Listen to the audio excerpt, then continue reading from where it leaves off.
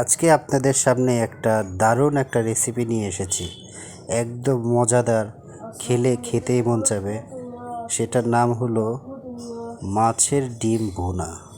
এই মাছের ডিম ভুনাটা আমরা অনেকে অনেকভাবে রান্না করি, বাট আপনি যদি একটু সিম্পলভাবে রান্না করতে পারেন তাহলে এটা খেতে অনেক সাধারণ মজা লাগবে। প্রথমে আমরা একটুখানি তেল নিয়ে নেব কড়াইতে।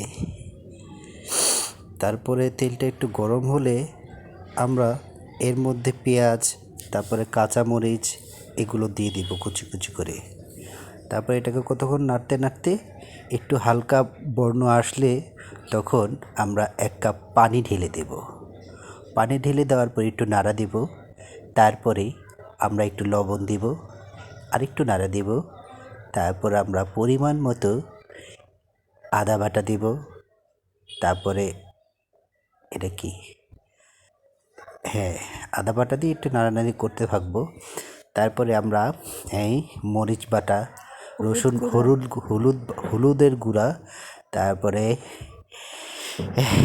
কি দিচ্ছে না তো দেখি, তারপরে হইলো আমরা সুন্দর করে দিলে তো মরিচের গুঁড়া, হ্যাঁ হ্যাঁ টকটকে মরিচের গুঁড়া, মরিচের গুঁড়া দেবো। তারপরে এটা হলো ধনিয়ার গুঁড়া, 1 চামচ ধনিয়ার গুঁড়া। তারপরে এটাতে ভালো করে কষাতে হবে আমাদের। এটা যত সুন্দর করে কষাতে পারবেন তত মজা হবে। আচ্ছা, আরও রয়েছে জিরার গুঁড়া। আমরা এখানে 1 চামচের মতো জিরা গুঁড়া দিয়ে নেব। মেজারমেন্ট বলতে আমরা কি কি দিতে, আচ্ছা, জিরা গুঁড়া দিয়ে দেব। আচ্ছা, মেজারমেন্ট বলবো না। তারপরে এটা গরম মশলা দিয়ে দেবো একটুখানি, যাতে করে টেস্ট আর একটু বাড়ে। এখন এটা ভালো করে কষাতে হবে। এটা অনেক সুন্দর করে কষাতে হবে। কতক্ষণ আমরা চুলা আঁচে রাখবো যে, ভালো করে যখন কষানো হয়ে যাবে, তেল তেল ভাবটা উপরে আসবে, তখন আমরা কি জানি না, এই মাছের ডিমটাকে আমরা এভাবে ঢেলে দেব। তারপর এটাকে ভালোভাবে মাছের ডিমটাকে একভাবে মিশিয়ে নিতে হবে, ভালো করে মিশাতে হবে, ভালো করে মিশিয়ে তারপরে ভালো করে নেড়ে নিতে হবে। ভালো করে চুলা হিট করে বাড়িয়ে দিয়ে 1 কাপ পানি দিয়ে দেবো আমরা। পানি দিয়ে আবার এটাকে ভালো করে নাড়াচাড়া করতে হবে। এটা পানিটা যখন শুকিয়ে যাবে তখন মনে করতে হবে আমাদের রান্না হয়ে গেছে। এভাবে চুলার আঁচটা একটু বাড়িয়ে নিয়ে আমরা এটাকে নাড়তে থাকবো, কন্টিনিউ এটাকে নাড়তে থাকবো।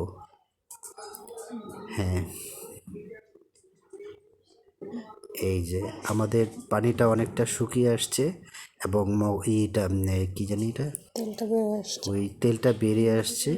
আমাদের মাছের ডিমটা অলরেডি কমপ্লিট হয়ে গেছে। এখন আমরা এটা অনেক সুন্দরভাবে ভাতের সাথে ভাজা ভাজা করতে থাকবো। এটা আমরা অনেক সুন্দরভাবে ভাজা ভাজা করতে থাকবো। এটা আর একটু নাড়বো, আস্তে আস্তে করে। যখন এটা ভাজা ভাজা বা একটু লালচে লালচে বর্ণে হবে, তখন মনে করতে হবে আমাদের এটা হয়ে গেছে রেসিপিটা। এখন আমাদের রেসিপিটাও প্রায় শেষ হয়ে গেছে। এখন আমরা এখানে একটু স্বাদ বাড়ার জন্য ঘি অ্যাড করব। ঘিটা আপনি যদি 1 টেবিল চামচ ঘিটা যদি আপনি এটার মধ্যে দেন, এটা স্বাদ দ্বিগুণ বাড়িয়ে দেবে।